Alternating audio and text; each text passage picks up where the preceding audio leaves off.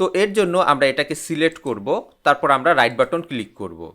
তো আমাদের যেহেতু উইন্ডোজ 11 এখানেই আমরা পেয়ে যাচ্ছি এক্সট্রাক্ট ফাইল, এখান থেকেও আমরা করতে পারি, অথবা এই শো মোর অপশন এখানে আমরা ক্লিক করে আমাদের যদি উইন্ডোজ 10 অথবা উইন্ডোজ 8 হয়ে থাকে তাহলে আমরা এরকম একটা ভিউ পাবো।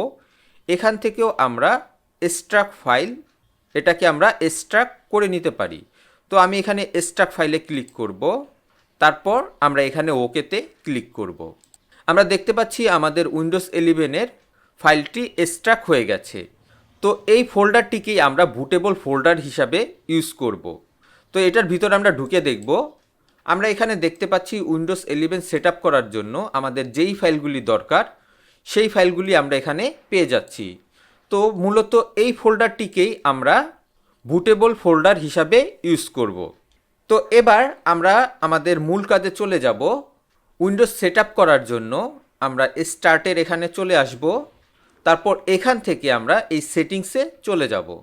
তারপর আমরা একটু স্ক্রল করে আমরা একটু নিচের দিকে আসলেই এখানে আমরা রিকভারি দেখতে পাচ্ছি। আমরা এই রিকভারিতে ক্লিক করব। তারপর এখানে আমরা দেখতে পাচ্ছি অ্যাডভান্স সেটআপ। এই অ্যাডভান্স সেটআপ থেকে আমরা এখানে রিস্টার্ট নাও নামে একটি বাটন দেখতে পাচ্ছি, আমরা এখানে ক্লিক করব। এবার আমরা এখানে রিস্টার্ট নাওতে ক্লিক করব।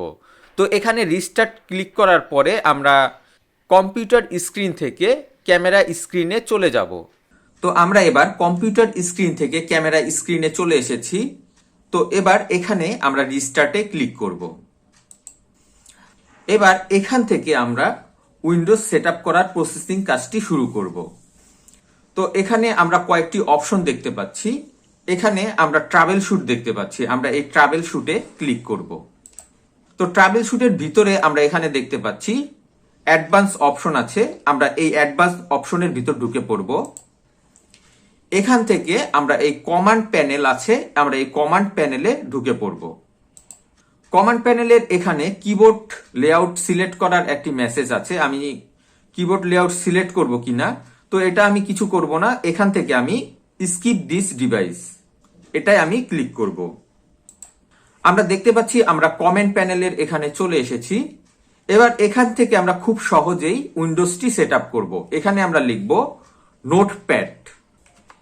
আমরা এখানে নোটপ্যাড লিখে এন্টার করার মাত্রই আমরা দেখতে পাচ্ছি আমাদের কম্পিউটারে যে নোটপ্যাডটি ছিল সেরকম নোটপ্যাডটি ওপেন হয়ে গেছে।